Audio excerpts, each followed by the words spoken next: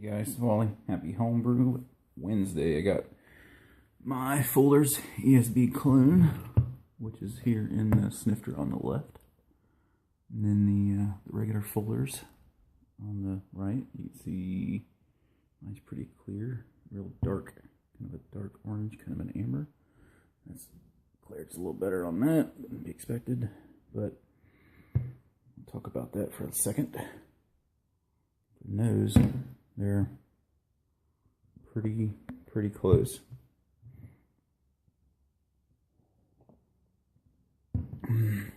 Taste. Again, pretty close. I think mine's a little sweeter. There's a little crisper, but it's pretty good. That's what we're going to talk about real quick. Brew day. Last Saturday I brewed the hop experiment beer. Everything went great, no issues, flawless. Hit my numbers, maybe a little bit better than I should, but anyway, the only thing I did do, I had too much wort in the fermenter. By the time I pitched my starter, I had little volume issues, so I got some blow off issues. But anyway, not much to talk about. I racked some beers. I got some gravity samples, some little bit of reviews of my brown, the Stone IPA clone. And then also there's some video of me kegging the Fuller's clone. So, as setting that, have said that, I am going to go ahead and get a beer. Which you guys, happy Homebrew Wednesday. I'll see you guys later. Hey guys, kegging today. One thing, kind of brew porn here, showing some stuff off. I got these new 3-piece ball valves, and I'm going to be putting those on my my keggles here shortly. So, you know, typical if you see me keg before, it's typical setup. Got my bucket, got my star sand, got my siphon hose in there. Just emptied that from the keg. I keep 2.5 gallons of star sand in the kegs after I clean them. If you ever watched Don Osborne's video, when he talks about cleaning and sanitizing kegs, he does the same thing. That's where I got the idea. So you keep 2.5 gallons in it, so it's always above halfway, so you keep it that way. Then once you go to use it, you turn it upside down, let it sit for, you know, however long, 5, 10, 15 minutes, or however long you need to set. So then the bottom's already been sanitized because there's sanitizer in it all the time. You turn it upside down, you shake it, turn it upside down, leave it sit, then the other side gets sanitized. So then I've got all my other stuff in there. The racking cane, my auto siphon, and some additional 3-piece airlocks. You know, last time I brewed, I didn't mention in my video, but I actually didn't have any airlocks, so that's why I've got blow off tubes in those 2 fermenters. But anyway, one thing about those 3-piece ball valves is I took them apart. I soaked them in just hot soapy dishwater yesterday, and you can see all the crap that came off of those. So you know, you guys get new stuff regardless of who it's from, Blickman, Northern Brewer, More Beer, whoever. Those guys don't clean anything. It just comes, you know, it comes packaged in a bag, and they just ship it out to you. So, yeah, I don't know how well you can see it, but there's a lot of stuff just sitting in the bottom of that. But one thing I do, and I covered how I made this handy little contraption, is once I get my 2.5 gallons of star sand, I'll pressurize my keg with that. So, you know, I pressurize with air, but that air never touches the beer. You know, I purge everything, and once I fill the keg. So I'm going to get my gravity sample, and I'm going to start racking it over. Come on. All right, here is the gravity sample. I don't think this thing's going to stink in focus, but it finished out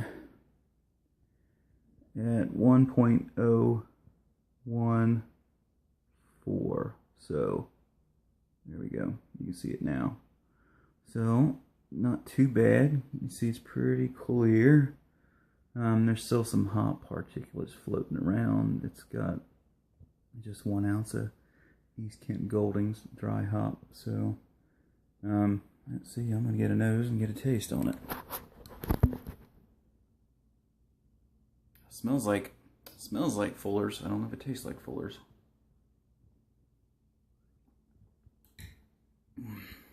Oh yeah, that's good. Yeah, it's definitely got that Fuller's kind of taste. It's got a kind of a caramel note to it. But if you guys ever had Fuller's ESB, you'll know what I'm talking about. This thing's gonna be pretty stinking good once it gets cooled and carved. So I'm gonna go ahead and start racking. All right, here we go. Pretty clear, pretty clear. Let's look inside. You can't really see too much, but star sand, bubbles, bubbles, bubbles, running pretty clear. So I think I may sneak in while I got some stuff ready and go ahead and steal some gravity samples of my brown and my supposed to be Stone IPA clone. And one thing is the yeast I used in this Fuller's is the Y yeast 1968. It's a oh crap! I'll just shove that down in the yeast kit. Not a big deal. You know, it attenuates good, but it fluctuates. It falls out of suspension so fast. A lot of times you have to go in and rouse it to get it to work again. But anyway, I'm okay with the final gravity. I did mash this pretty low, so I was kind of thinking it was going to get down to 1.01. But anyway, I'll take it. It's fine, really. All right, this is my brown, my gnarly brown. Then I added the cocoa nibs, candied sugar, and some dark baker's chocolate. Come on, focus. But anyway, this thing can't focus. It finished out at 1.012. And come on, I did. There we go. I mashed pretty low on this 148.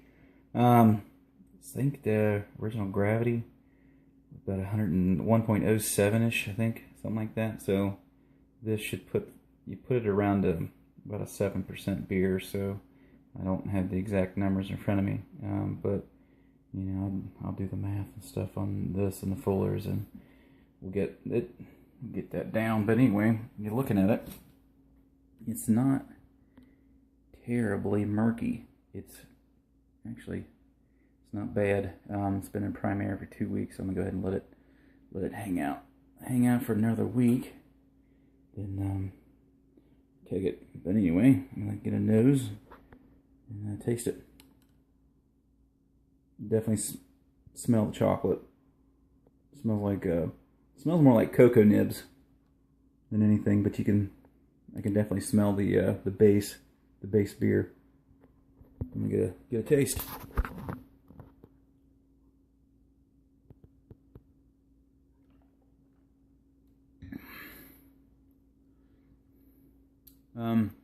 Man, kind of get a lot of like dark chocolate in the back, right at the end of the tongue, right at the back end, right as the aftertaste.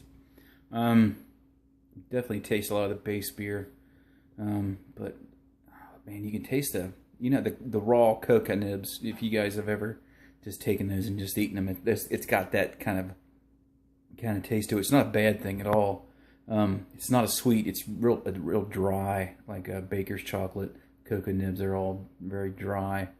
So yeah, I think this is a winner. I'm thinking about maybe trying this for the SJ pour, but you know, I got to come up with something local, other than just using my local tap water from my house. But anyway, you know, it's a local brewery, so maybe that'll pass. But I don't know. I mean, things are up in the air. I'm not gonna say now. Hell, I may even pull out. I don't know. But right now, I am planning on being in the experiment in the competition. But anyway, I'm gonna do due diligence here and drink this, then go get a sample of my IPA. And last but definitely not least, as they say. This is my attempt at a Stone IPA clone, which went well until I put the 15-minute hop addition in at 60. But anyway, you can see it is down to 1.010.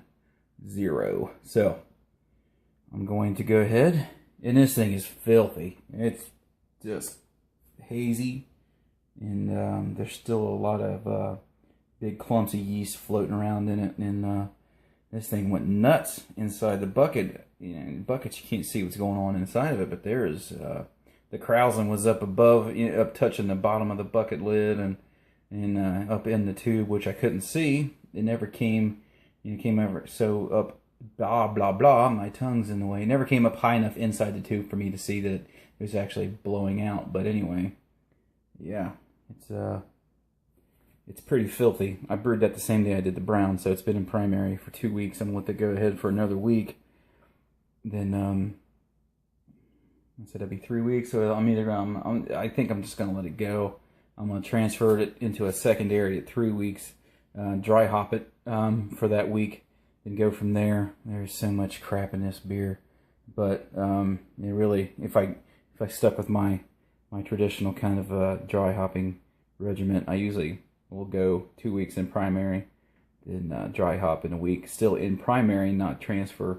But yeah, this beer is dirty, but it may clear out, but still, I'll check it maybe in a few days. But yeah, it's got a lot of cleaning to do. And one thing to note, last few times I've used USO5 is what I used in this, and it has gone down below 1.01, sorry.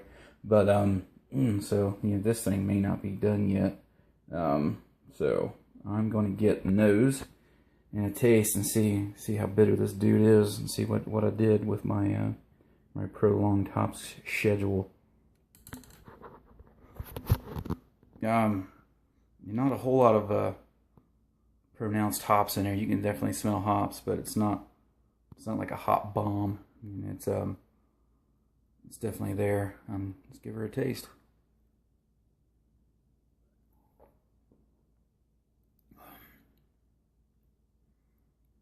Bitter. Not too bad. It's not like punch in the mouth bitter, but yeah, it's good. It's a good bitter. So after that, attenuation down, I think it should be, that should be around a good 7% beer too. Probably, I think it's going to be a little bit smaller, 7%, but definitely should be bigger than that. But anyway, having said that, I'm going to finish cleaning up. And I don't know who else. I know there's a lot of guys out there, when they fill a fermenter, they try to fill it full. And I always try to get a good 6 gallons in a fermenter if I can. You got 5 gallon marked here, right? I always try to fill it so it's at least up to here. I try to put as much as I can in there. And reason being, if you do transfer to secondary, you still got, I bet I've got, it's down to here, so I've probably got roughly half a gallon in there. I mean, there's a big yeast cake and some other stuff in there, but anyway, my keg is absolutely full. I had to cut it off before it overflowed. But that's one thing I try to do. I always try to stretch out and get as much wort as I can, get as much in the fermenter as I can. When I do boil, minimum that I put in for 60 minutes is 7 gallons. So, that always kind of gives me what I want. But anyway, having said that, and having said that a few times, I'm going to sign out. And I got my brew day coming up. It's either going to be tomorrow. Today is Friday. Good Friday. Going to have a brew day this weekend, either Saturday or Sunday. Going to do the hop experiment beer. I have yet to open the your rye low package. I've been just stowed it away. But anyway, I'll get that videotaped. We'll probably make a starter tonight or tomorrow, depending on when I brew. So until then, guys, I will holler at you later. Alright, getting ready to dough in a second here. 130 degrees, shooting for 170. Groundwater's like 55. It's 30 some odd degrees outside right now. It's supposed to be a really nice day. Up in the, I think, low 60s, high 50s. But anyway, just got through crushing that. Get a good look at that. So, getting ready to go. Got to get my rims set up. Got sanitation started, all that good fermenter. Some extra star sand. Ready to go. Alright, all doughed in. Circulating. Puka's right. Propane is loud, but just these small burners, that big 10-inch bench is quiet. But anyway, anywho, rolling. Nothing exciting happening. All my hops are weighed out, everything's done. All I'm doing is waiting, so only a single brew day today. Say hi. Hi. Hi, assistant brewer Lauren. She's Puka style today, helping Daddy out. Say bye. Bye. Good job. Alright, mash is done. Sparge water is hot. 7 seconds actually. 6, 5, 4, 3, 2, and the 1, 0. Stop. Reset that biatch. Alright. Time to start the sparge. Just dropped in my first wort, and I got roughly 3 gallons collected so far. I've been collecting for just under half an hour. It says 28 minutes, so we're moving right along. My mash, collecting some water moving, so far so good. You say hi, Dylan?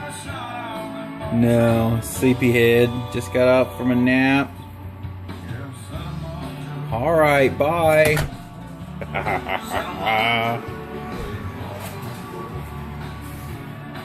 I'm gonna get you. I'm gonna get you. I'm gonna get you. My flame is roughly about 3 inches from the bottom of the kegel to the top of that. You can see how big my flame is. It's minimal. It's not that much, but I figured I'd throw that in there with my little brew buddies. Anyway, they just got it from a nap, so Dylan, my son, is not real willing to say hi, but Lauren, she's a ham. Just started my whirlpool, so you can see everything's moving around. I really don't have a proper whirlpool arm in there. I've got just a piece of copper with a 90 on it, and it's good for return, but it's not really good for whirlpool. But anyway, as I trip over my hose, mash tun's cleaned, done. Get some cleaning solution and water in there. So I've got 17.5 minutes left on the whirlpool. And get some final numbers. Right now I think my pre-boil is 1054 at 7 gallons, so let's see what the post-boil is and get the gallons and all that good stuff, and I'll pitch my starter and call it a day. Shouldn't be that hard to cool down because it's still pretty chilly outside. It's a beautiful day. Supposed to warm up a little bit, but still in the 40s, so ground temp water is still pretty low, so that's awesome for cooling beer. Wort, anyway, so we'll talk to you later. Hi. Hi. Who's that behind you? Lauren. Lauren. Alright. Hi. Hi. Who's my favorite buddies? Hey. No answers.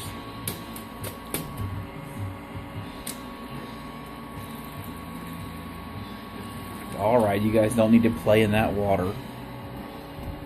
What, are you sucking up or something? No, I'm gonna drink it. What? No, you're not gonna. Alright, go back and get your mother. Hey, give your mother her gloves. Get out of here.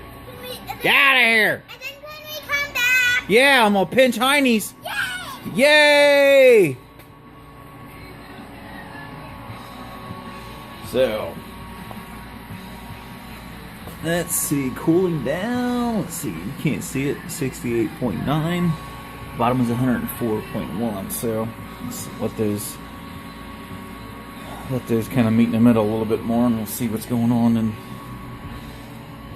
got my not the tea specialist, cooling everything down, waiting to go. I got a starter in the kitchen, twirling like crazy. Got my war chiller. I need to get some new fittings.